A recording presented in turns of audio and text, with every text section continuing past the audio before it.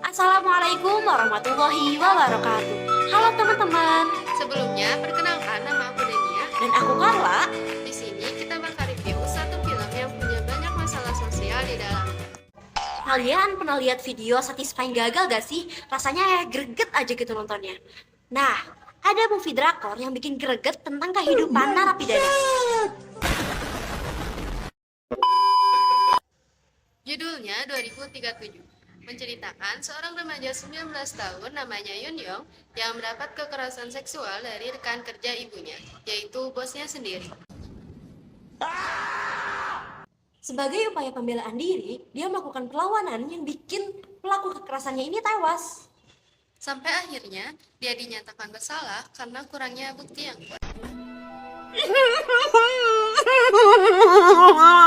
Pertama kali ia ke dalam sel, Yun Yong ternyata satu kamar dengan 5 orang wanita narapidana, yaitu ada Lira, Jangmi, Sarang, Sonsu, dan juga Sunjae. Baru aja masuk ke dalam sel, dia tuh udah dijambak aja nih sama salah satu teman selnya, yaitu si temperamental Sarang. Padahal Yun Yong cuma gak sengaja nyentuh dia. Sunjae yang dipercaya para anggota sel dapat menenangkan Yun Yong, berhasil membangkitkan semangat Yun Yong buat gak putus asa. Tekun, giat, semangat. Seperti saya nih hasilnya. Kelapa. Dengan menceritakan penyesalan yang telah ia rasakan karena telah membunuh 5 orang anggota keluarga dengan cara membakar rumah keluarga tersebut karena pembalasan dendam. Namun meski begitu, Sunjae benar-benar merasakan penyesalan di dalam dirinya. Ia bahkan meminta agar Yun Yong tidak memendam apa yang ia rasakan dengan cara menulis atau berdoa ataupun melakukan hal-hal lain untuk mengeluarkan apa yang ia pendam selama ini. Bahkan, keesokan harinya, Yun Yong yang awalnya gak punya semangat menjalani hari, malah lebih inisiatif membersihkan ruang sel mereka dengan semangat. Teman-teman selnya bahkan bingung, kepalanya ketimpa batu atau hidayah ya, sampai bisa berubah secepat itu. Setelah 1 bulan, Yun Yong dipenjara. Suatu hari tiba-tiba ia pingsan dan ternyata setelah melakukan pemeriksaan, Yun Yong dinyatakan hamil. Waktu itu tuh dia udah frustasi banget sampai-sampai dia mau bunuh janin di dalam kandungannya. Bahkan, ia tidak hanya membunuh janinnya, tapi juga membunuh dirinya sendiri. Selain itu, Sarang yang menganggap Yun Yong adalah beban, ia bahkan mengancam dan melempar ban ke arah tubuhnya Yun Yong.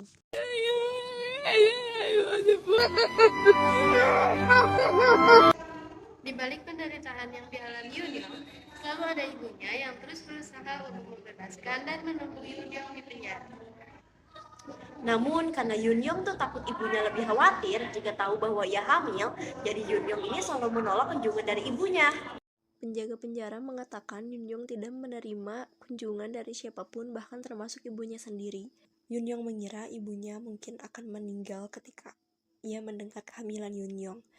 Karena menurut Yun Yong, kelemahan ibunya adalah Yun Yong sendiri.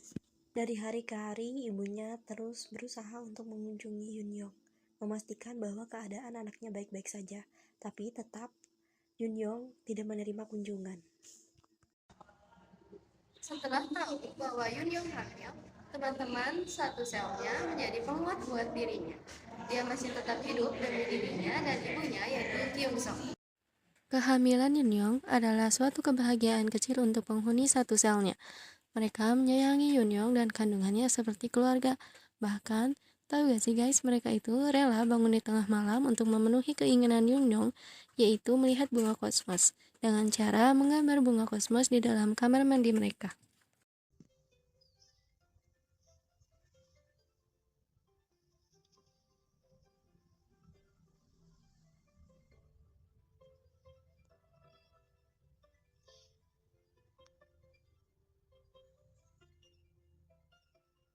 Sidang kembali berlanjut setelah beberapa bulan dia di dalam penjara.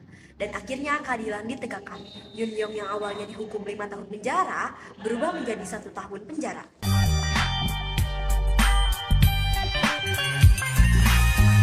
Di akhir film, Yun Yong keluar dari penjara dan kembali tinggal bersama ibunya. Bahkan, dia lolos tes CPNS. Wah, berat banget ya kalau jadi Yunyong, yang dimana masa mudanya direnggut oleh seseorang yang bahkan kita gak tahu ternyata dia serigala berbulu domba.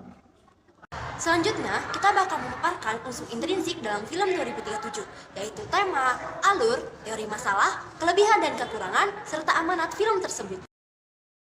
Tema film ini adalah kehidupan sehari-hari para narapidana wanita.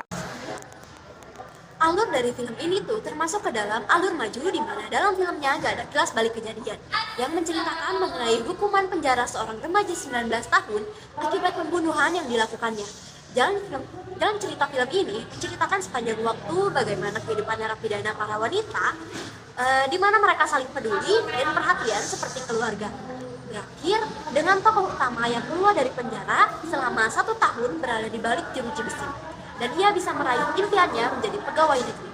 Film ini juga mengandung beberapa masalah sosial, yaitu ancaman dan pemerkosaan yang termasuk ke dalam teori konflik jenis konflik gender, institusi yang tidak memadai yang termasuk ke dalam teori fungsionalisme jenis patologi sosial, juga kekerasan verbal. Selain itu, ada satu bagian film yang termasuk teori pelabelan, di mana salah satu anggota sel yaitu sarang mencap semua orang yang ada dalam sel berarti bermasalah. Masalah-masalah sosial tersebut diselesaikan dengan cara yang pertama, pemerkosaan dapat dicegah dengan Ibu Yunyong yang memberitahu Yunyong agar berhati-hati dengan bos dari ibunya tersebut. Lalu yang kedua, setelah Yunyong dinyatakan bersalah, ia divonis penjara selama 5 tahun. Ini merupakan penyelesaian masalah dari teori fungsionalisme. Selanjutnya yang ketiga yaitu menurut kami, masalah dapat diselesaikan dengan Yunyong yang angkat bicara di hadapan publik agar mendapat pembelaan dari masyarakat bahwa ia adalah korban dari kekerasan seksual dan hanya melakukan upaya pembelaan diri. Film ini tuh rekomendasi banget sih guys buat ditonton, mengajarkan kita buat untuk gak diam dalam keterpurukan dan terus percaya bahwa harapan bahagia itu ada. Kelebihan dalam film ini yaitu film ini mengangkat tema kehidupan narapidana yang ada di dalamnya. Mereka saling peduli dan menyayangi. Selain itu, film ini juga menceritakan kisah di balik korban kekerasan seksual. Dan kekurangan dari film ini yaitu akhir dari film tidak jelas, seperti apakah Yunyong melahirkan anaknya atau tidak, atau di bagian paling akhir ada 3 orang yang tidak diketahui apakah itu keluarga kecil Yunyong atau bukan. Sekian dari review film 2037 dari kami. Terima kasih sudah menonton dan jangan lupa like, share, dan komen. Bye-bye. Wassalamualaikum warahmatullahi wabarakatuh.